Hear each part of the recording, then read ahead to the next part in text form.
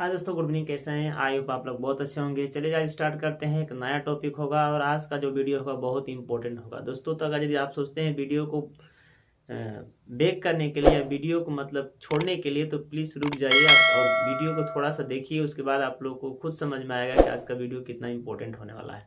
दोस्तों आज का जो वीडियो है क्लास 12 का जो पेपर के जो हिसाब से क्वेश्चन बनाए गए हैं उसी के हिसाब से मतलब आज सिलेक्शन मतलब कि मैंने क्वेश्चन लेकर के आया हूं जो आप लोग के लिए सबसे इम्पोर्टेंट है। अगर यदि क्लास 12 के आप बच्चे हैं तो यह वीडियो आप लोग के लिए एकदम इम्पोर्टेंट होने वाला है। वीडियो को थोड़ा भी मिस मत कीजिएगा और वीडियो को लास्ट तक देखिएगा।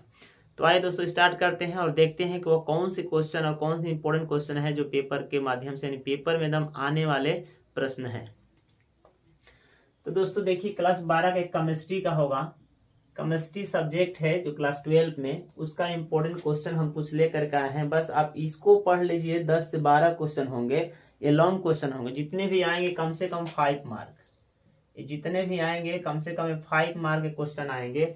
तो इस 10 से 12 क्वेश्चन आप लोग यदि पढ़ लेते हैं तो एकदम मेरा गारंटी है कि इसमें से आप लोग का जितना भी लॉन्ग क्वेश्चन बनेगा अब इसी में से ही बनेगा। अब इसको छोड़कर और कहीं से नहीं बन सकता है।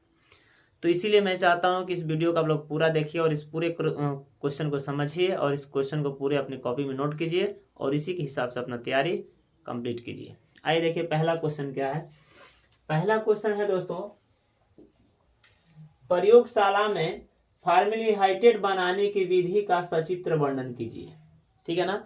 यह जो पहला प्रश्न बनेगा यह कौन सा लेसन से है अब ये हम नहीं बताएंगे। आप लोगों के पास बुक है, आप लोग बुक से जाकर के देख लीजिएगा। बशर्ते मैं एक कलेक्शन करके क्वेश्चन मैं निकाला हूं जो सबसे इंपॉर्टेंट है। तो मेरा जो पहला प्रश्न बनेगा जो लॉन्ग क्वेश्चन का, वह प्रश्न है प्रयोगशाला में फॉर्मल्डिहाइड बनाने की जो विधि होती है उसका सचित्र वर्णन कीजिए। जैसे पहले में दे देगा सांद्र NONOH, ठीक है ना, घोल तथा दूसरे में दे देगा ओमेनिया के साथ होने वाली क्रियाओं को समीकरण सहित समझाइए। यानी 2 ऑप्शन दे देगा। अब यहाँ पर आपको समझना है दोस्तों, अगर यदि इनमें से कोई एक बनाएंगे तो आपको इसकी विधि का सचित्र वर्णन करना है। किस विधि से हम बनाएंगे, किस तरह वो बनता है, पूरा उसका विवरण आपको देना होगा। अगर दूसरे वाले में भी बनाते हैं तो ओमेनिया के साथ होने वाली जो क्रिया होती है उस समीकरण किस प्रकार बनता है उसको भी आपको सचित्र वर्णन करना होगा, करके आपको दिखाना होगा। यानी सचित्र का अर्थ होता है दोस्तों चित्र भी बनाना होगा और उसका वर्णन भी करना होगा। तो जो आप मतलब कॉपी में उसका चित्र बनाते हैं उसके बारे में जो भी प्रक्रियाएं लिखते हैं उसी को सचित्र वर्णन कहा जाता है। चित्र के सहित वर्णन करना है, क्या कहलाता है? सचित्र कहलाता है। तो पहला प्रश्न हमारा बन गया। अगर ये 2 आप लिख देते हैं तो आपको, अगर सही सही लिखते हैं तो 5 मार्क आपको कन्फर्म है, इतना आपको मिल जाएगा। तो यह 5 नंबर पाने के लिए आपको इसको प्रश्न को अच्छा से तैयारी करना होगा, ताकि अगर यदि प्रश्न मिले तो हमको पूरा 5 से 5 लाना है। ठीक है। आइए अगला प्रश्न देखते हैं। अगला हमारा प्रश्न है प्रयोगशाला में डाइथिल ईथर बनाने की विधि का चित्र वर्णन कीजिए, इसकी रासायनिक अभिक्रिया का समीकरण लिखिए। अब इसमें लॉन्ग क्वेश्चन पहले बता दें दोस्तों, जितने क्वेश्चन है 12 से 13 क्वेश्चन बनेंगे, इंपॉर्टेंट क्वेश्चन है और इसी में से ही प्रश्न आएंगे, बाकी कहीं से नहीं आएंगे। जितने लॉन्ग क्वेश्चन बनेंगे ये आपके इसी में से ही बनेंगे। तो जो पहला जो क्वेश्चन हमने बताया,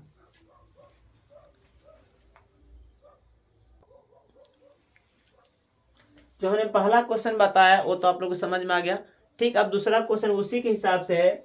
जैसे प्रयोगशाला में डाइथिल ईथर बनाने की जो विधि होती है उसको भी लिखना होगा और उसका चित्र वर्णन भी करना होगा। वह विधि कौन सी है उस विधि को भी समझाना होगा और चित्र बनाकर भी आपको दिखाना होगा। उसके साथ इसकी रासायनिक अभिक्रिया का समीकरण लिखिए और उसकी जो रासायनिक अभिक्रिया होती है किस प्रकार उस समीकरण बनता है उस समीकरण को भी आपको क्या करना होगा, आपको चित्र बनाकर यानी उसको सजाकर लिख करके आपको दिखाना होगा किस प्रकार समीकरण बनता है। तो ये दूसरा प्रश्न हो गया दोस्तों। अगला प्रश्न देखिए। अगला प्रश्न है प्रयोगशाला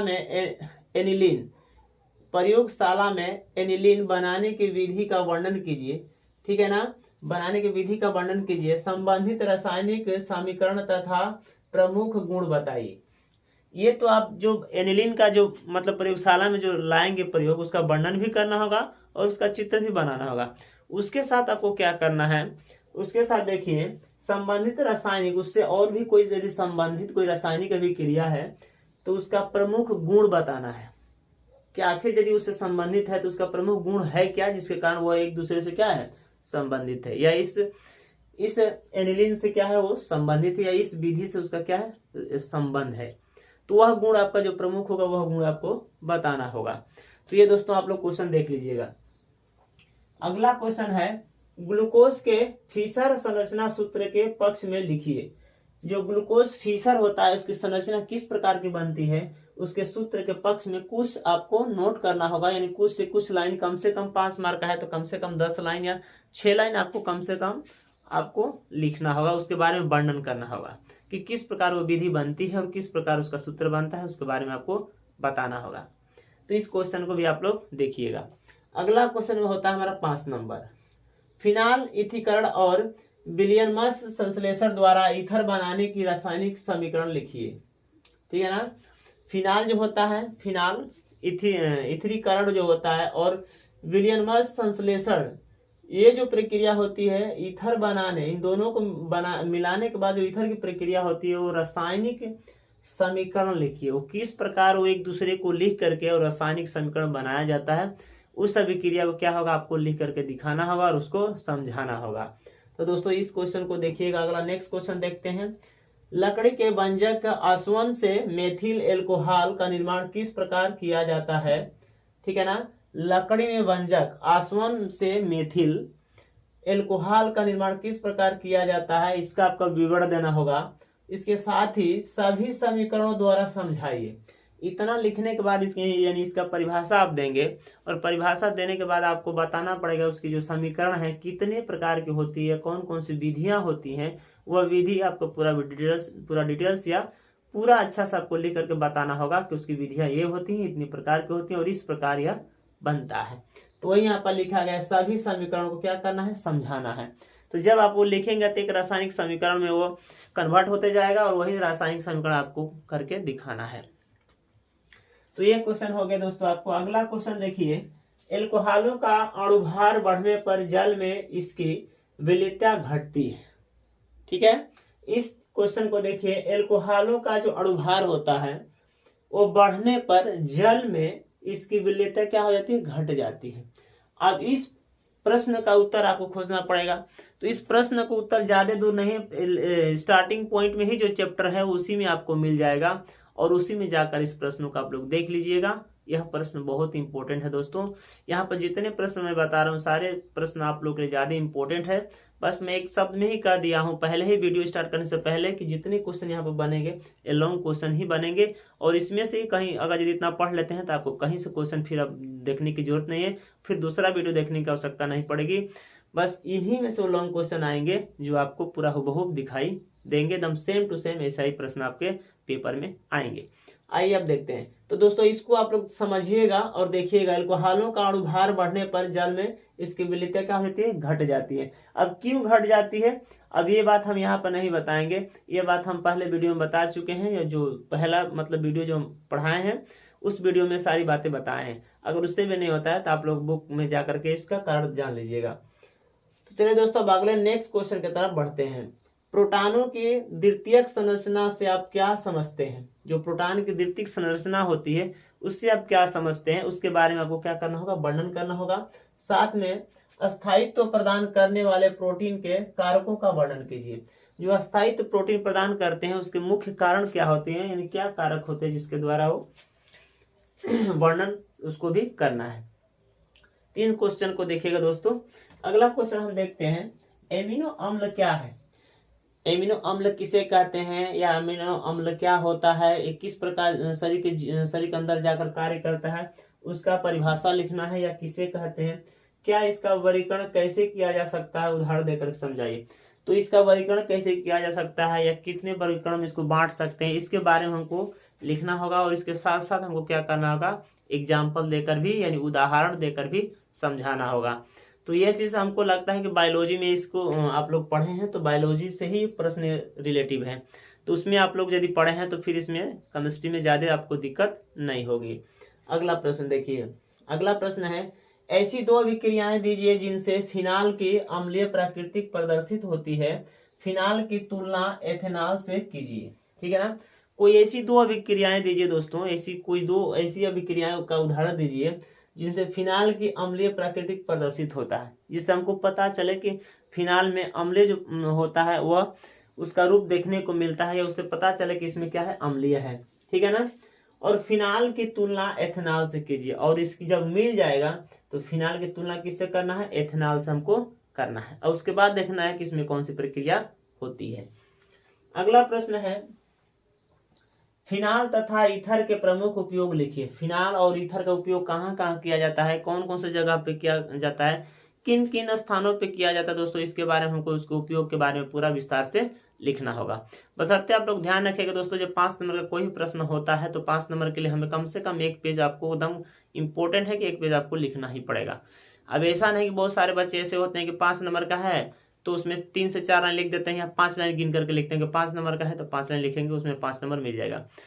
बहुत से बच्चे ऐसे होते हैं कि नंबर को देखते ही नहीं है, जितना आता है 2 लाइन 1 लाइन 3 लाइन 4 लाइन उतना लिख देते हैं।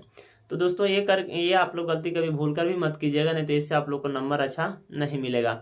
जितना मार्क होता है उसके हिसाब से आपको कॉपी नोट करना होता है, तभी जाकर उतना पूरा फुल का फुल मार्क मिलता है।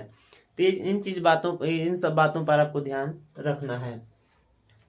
अगला क्वेश्चन देखते हैं दोस्तों, एसिटिक अम्ल के औद्योगिक निर्माण की विनेगर प्रक्रम की विधि क्या है, वर्णन कीजिए। इसके साथ अभिक्रिया और परीक्षण भी लिखिए। तो इसके साथ में जो एसिटिक अम्ल के औद्योगिक निर्माण की जो विनेगर प्रक्रम है वह विधि कौन सी है, उसके बारे में आपको वर्णन करना होगा, उसके बारे में विस्तार से आपको लिखना होगा, कम से कम 4 से 5 लाइन उसके बारे में लिखना होगा। उसके साथ ही और प्रश्न पूछ रहा है, इसके साथ अभिक्रिया और परीक्षण भी लिखिए। इसके साथ इसकी जो अभिक्रिया बनेगी उसको भी आपको दर्शाना होगा, और उसका परीक्षण कैसे किया जाता है या कैसे परीक्षण किया गया है उसको भी आपको बताना होगा। तो साथ में 3 प्रश्न बन गए, तो 3 प्रश्न बन गए तो आप खुद सोचिए कि 3 प्रश्न में अगर ये 2 लाइन लिखते हैं तो फिर आपको 5 नंबर कैसे मिलेगा। तो कम से कम अगर ये 3-3 लाइन भी लिखते हैं तो 9 लाइन हो गया। तीनों प्रश्न में अगर 3-3 लाइन भी देते हैं तो आपका 10 लाइन 9 लाइन ऐसे भी हो गया। तो इसीलिए हमने कहा दोस्तों कम से कम उसको एक पेज आपको लिखना होगा। अगला दोस्तों लास्ट क्वेश्चन हम देखते हैं, ग्लूकोसाइजोन ग्लूकोनिक अम्ल एवं सार्बिटाल को ग्लूकोज से कैसे प्राप्त करेंगे। ये जितने यहाँ पर हमने लिखा है सबसे आपको एक एक परिभाषा लिखना होगा। अब बताना होगा कि कैसे हम एक दूसरे से प्राप्त कर सकते हैं, वही चीज आपसे पूछ रहा है। उदाहरण दे करके समझाइए, आप परिभाषा लिख करके समझाइए, आप जैसे समझाइए बस इसको समझना काम है। तो अब आप जानेंगे किस प्रकार हम समझाएं ताकि वो अच्छा से अच्छा मार्क हमको दे सके। तो दोस्तों ये रहा हमारा केमिस्ट्री का क्लास 12 का इम्पोर्टेंट क्वेश्चन जो लॉन्ग क्वेश्चन बनेंगे। और यह अगर यदि कोई भी स्टूडेंट अगर यदि यह क्वेश्चन को पढ़ लेता है, इस क्वेश्चन को अगर देख लेता है तो समझिए कि लॉन्ग क्वेश्चन फिर दोबारा कहीं दूसरी जगह देखने की आवश्यकता नहीं पड़ेगी। ये मेरा दावा है दोस्तों, मेरा गारंटी है, मेरा विश्वास है कि आप लोग इस पर एक बार गौर कीजिए और इस वीडियो को एक बार पूरा देखिए और समझिए। अगर नहीं समझ में आता तो फिर से दोबारा वीडियो देखिए और इन क्वेश्चन को आप लोग नोट कीजिए कॉपी में, और उसके बाद आप लोग इसका नोट्स तैयार कीजिए। उसके बाद अभी परीक्षा में अभी कुछ नहीं तो आप लोग को बहुत समय है, चाहे तो अभी से आप लोग पढ़ करके केमिस्ट्री में अच्छा से अच्छा मार्क्स पा सकते हैं। तो आई होप कि दोस्तों ये जितने पॉइंट्स जितने क्वेश्चन मैं बताया हूँ आप लोगों को समझ में आ गया होगा, और ये जितने पॉइंट्स यहाँ पर हैं या जितने क्वेश्चन हैं आप लोग कॉपी में अपने नोट्स कर लिए होंगे। तो बस दोस्तों बस आज के लिए मुझे इतना ही हम जानेंगे इस वीडियो में। आज के लिए मुझे इजाज़त दीजिए, फिर अगले वीडियो में हम एक ऐसा ही टॉपिक लेकर के आएंगे जो आप लोग के लिए ज़्यादा इंपॉर्टेंट होगा, परीक्षा के बेस से ज़्यादा इंपॉर्टेंट होगा। तो बस आज के लिए इतना है। जय हिंद, जय भारत।